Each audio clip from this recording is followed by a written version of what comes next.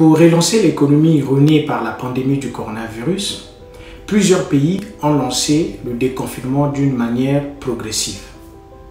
Ceci parce que la crise qui est inévitable est déjà perçue par des spécialistes comme grave, avec des conséquences politiques, économiques et sociales incalculables. Pour anticiper l'après-Covid-19, certains pays développés ont même déjà mis sur pied des plans de relance économique que toutes les forces vives accompagnent avec assurance sous l'impulse du sentiment patriotique. Pendant ce temps, en Afrique francophone, les gouvernements peinent encore à faire accepter l'idée de l'existence de la pandémie et l'importance, surtout, le respect des gestes barrières. Pourquoi ces gouvernements éprouvent-ils d'énormes difficultés à faire accepter ces mesures préventives et bénéfiques à la population? La réponse est simple à mon sens. La crise de confiance, le déficit de crédibilité de ceux qui gèrent la chose publique actuellement. En effet, la gestion catastrophique des affaires publiques a plongé les populations dans le cynisme et l'apathie. Côtoyant la misère au quotidien, les gens sont devenus insensibles à la moralité et à la douleur de l'autre. De leur côté, les riches et les hommes politiques n'ont plus de valeur morale. Pour les pauvres, plus rien ne les choque.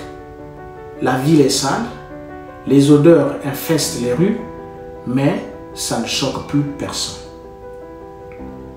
Bref, le peuple vit une sorte de mort émotionnelle où, pour éviter de mettre sa tête, il faut anesthésier ses sentiments. En gros, c'est le désespoir. Et beaucoup se sont lancés dans l'espoir imaginaire et pensent désormais que seul Dieu peut nous aider à nous en sortir. Nombreux ont arrêté de regarder la télé et espèrent que le changement viendra seulement et uniquement de Dieu. Voilà où nous sommes à présent. Un peuple apathique et résigné, sans lendemain rassurant et sans raison réelle de vivre. Malheureusement pour nous, le monde de demain, c'est-à-dire après le Covid-19, va exiger les ajustements structurels et des adaptations qui vont à leur tour nécessiter des sacrifices énormes.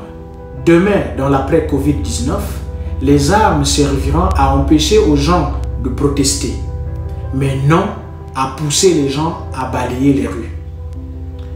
Demain, pour balayer les rues sales, pour relancer l'économie, il nous faudra un nouveau style de leadership. Pour développer l'Afrique après cette pandémie, nous avons donc clairement besoin de logothérapeutes à la tête de nos institutions. Par logothérapeute, j'entends des leaders qui inspirent confiance, des leaders capables de redonner au peuple les raisons de vivre. En somme, 2021 est l'année des élections, un peu partout en Afrique. Et nous sommes convaincus que la démocratie et l'alternance permettent le renouvellement des rêves, des aspirations et des raisons de vivre. Alors, chers leaders, si vous aimez vraiment vos pays, si vous aimez vraiment vos peuples et que vous voulez léguer un bel héritage aux futures générations, alors aidez-nous à placer à la tête de nos institutions ces logothérapeutes afin que le monde de demain ne soit pas aussi catastrophique et ingérable.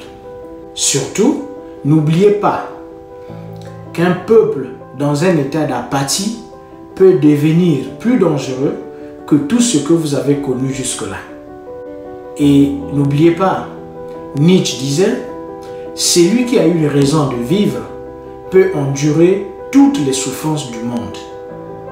Alors, donnons à nos peuples des raisons de vivre à travers nos actions et nos comportements.